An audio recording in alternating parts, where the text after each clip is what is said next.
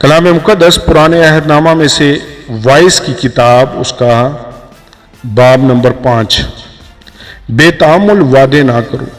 جب تو خدا کے گھر کو جاتا ہے تو سنجیدگی سے قدم رکھ، کیونکہ شنوا ہونے کے لیے جانا احمقوں کے سے ذبیحے گزراننے سے بہتر ہے، اس لیے کہ وہ نہیں سمجھتے کہ بدی کرتے ہیں۔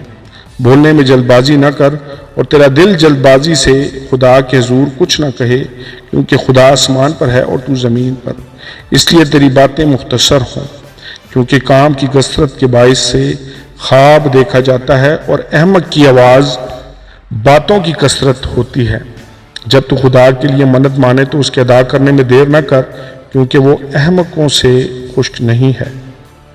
تو اپنی منت کو پورا کر، تیرا منت نہ ماننا اس سے بہتر ہے کہ تو منت مانے اور ادا نہ کرے۔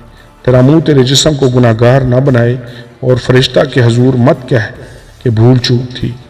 خدا تیری آواز سے کیوں بیزار ہو اور تیرے ہاتھوں کا کام برباد کرے، کیونکہ خوابوں کی زیادتی اور بطالت اور باتوں کی کثرت سے ایسا ہوتا ہے۔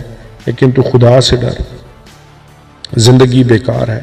اگر تو ملک میں مسکینوں کو مظلوم اور عدل و انصاف کو متروک دیکھے تو اس سے حیران نہ ہو، کیونکہ ایک بڑوں سے بڑا ہے جو نگاہ کرتا ہے، اور کوئی ان سب سے بھی بڑا ہے۔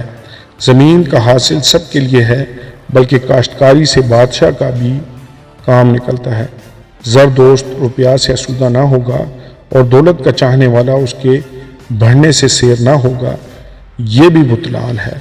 جب مال کی فراوانی ہوتی ہے تو اس کے کھانے والے بھی بہت ہو جاتے ہیں، اور اس کے مالک کو سوائے اس کے کہ اسے اپنی آنکھوں سے دیکھے اور کیا فائدہ ہے۔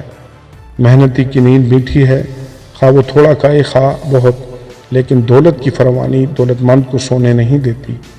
ایک بلائی عظیم ہے جسے میں نے دنیا میں دیکھا، یعنی دولت جسے اس کا مالک اپنے نقصان کے لیے رکھ چھوڑتا ہے، اور وہ مال کسی برے حادثہ سے برباد ہوتا ہے، اور اگر اس کے گھر میں بیٹا پیدا ہوتا ہے تو اس وقت اس کے ہاتھ میں کچھ نہیں ہوتا۔ جس طرح وہ اپنی ماں کے پیٹ سے نکلا، اسی طرح ننگا جیسا کہ آیا تھا پھر جائے گا، اور اپنی محنت کی اجرت میں کچھ نہ پائے گا جسے وہ اپنے ہاتھ میں لے جائے۔ اور یہ بھی بلائی عظیم ہے کہ ٹھیک جیسا وہ آیا تھا ویسا ہی جائے گا، اور اسے اس فضول محنت سے کیا حاصل ہے۔ وہ عمر بھر بے چینی میں کھاتا ہے، اور اس کی دکھ داری اور بیزاری خفگی کی انتہا نہیں۔